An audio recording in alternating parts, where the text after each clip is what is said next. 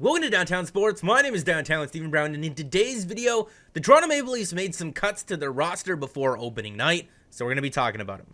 Now, they haven't officially announced their active roster and their taxi squad, but there's 25 names here, and what we can deduce from the Maple Leafs' cap situation is that they're more than likely going to be carrying 21 skaters on their active roster, so there's 25 names here. 4 of these guys will be on the taxi squad, most definitely, and Arundel will join them, and one more, since you're allowed to carry 4 to 6 guys on that list. And something interesting that I'll explain in a minute when looking at the Maple Leafs' roster on Cap Friendly here, expect Travis Dermott to rejoin the Maple Leafs' top 6 today, and that would bump Mikko Lehtonen out.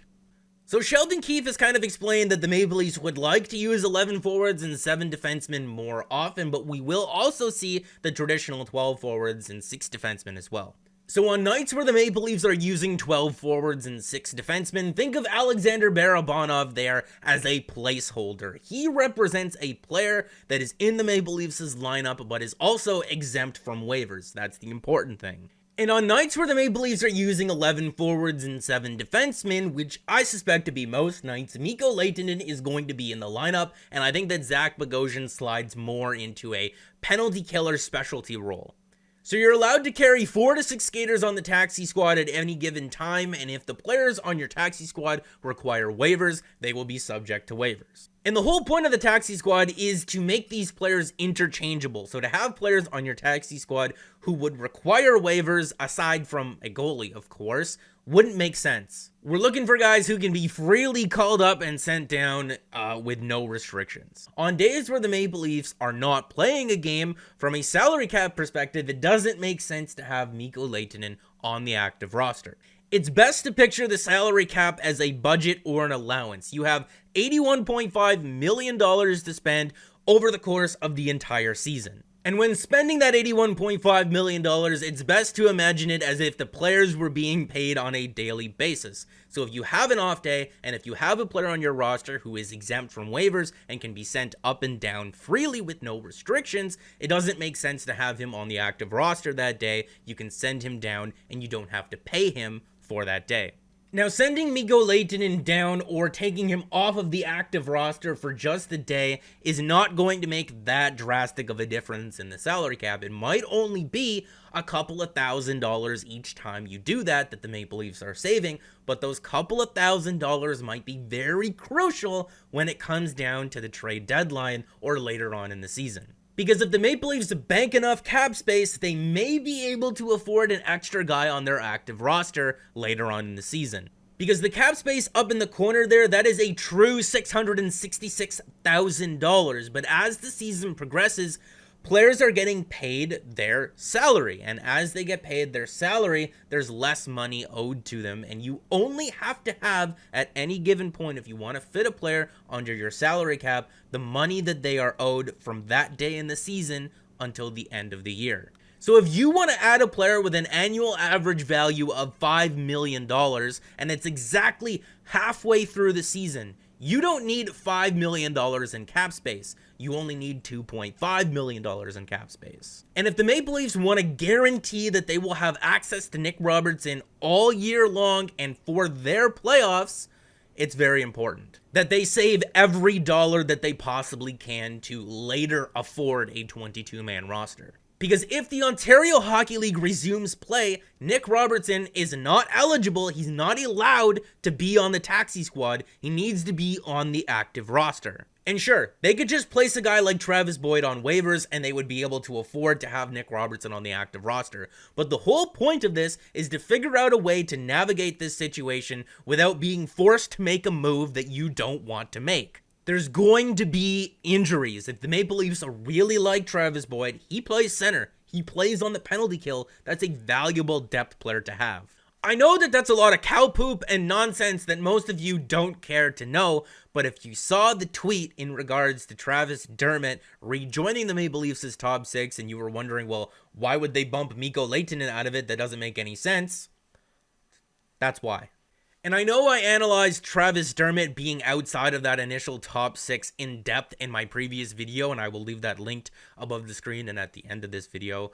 But the more that I thought about it, the Maple Leafs refused the trade in the offseason that would have saw Travis Dermott and Andreas Johnsson traded to the Florida Panthers in exchange for a package that would have included Mackenzie Weegar.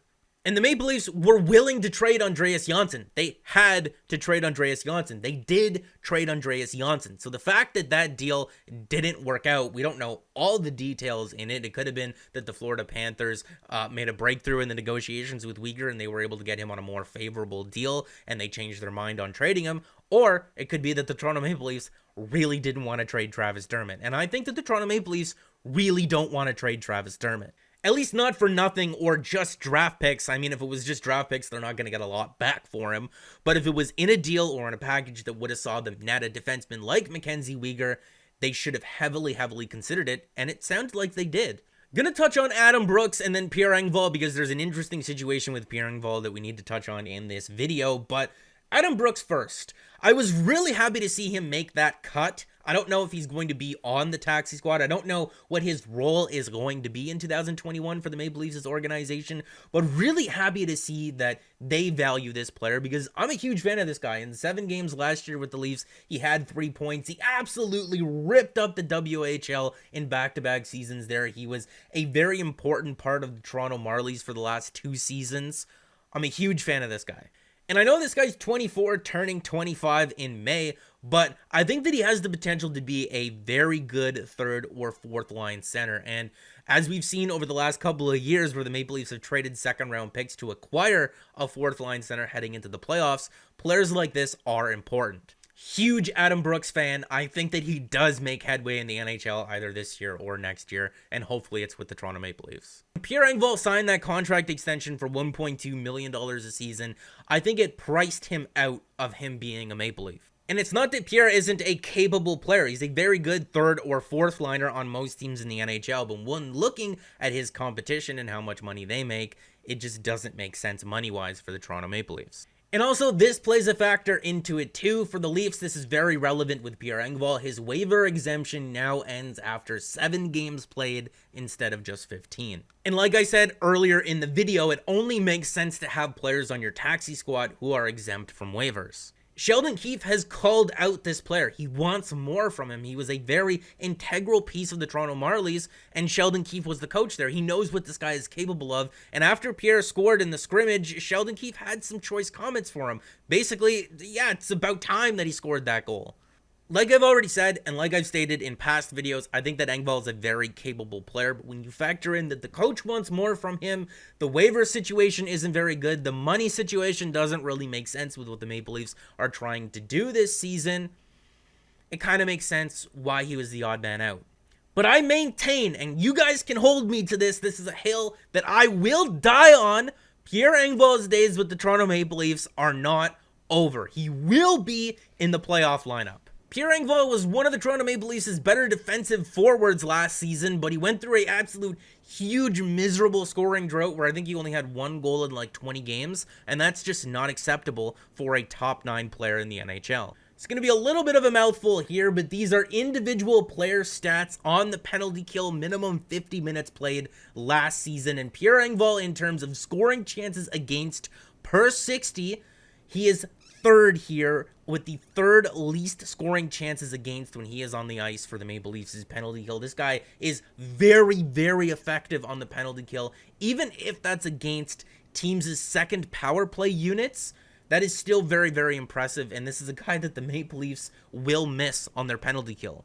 Right behind him on this list is Ilya Mckay, and he was injured for a large part of last season. Getting him back full-time will be huge for the Maple Leafs' penalty kill this year. I threw a lot of information out in this video, so make sure to leave me a thumbs up on it if you did like it, and subscribe for more because more is always on the way. And guys, remember, 2 more days until hockey.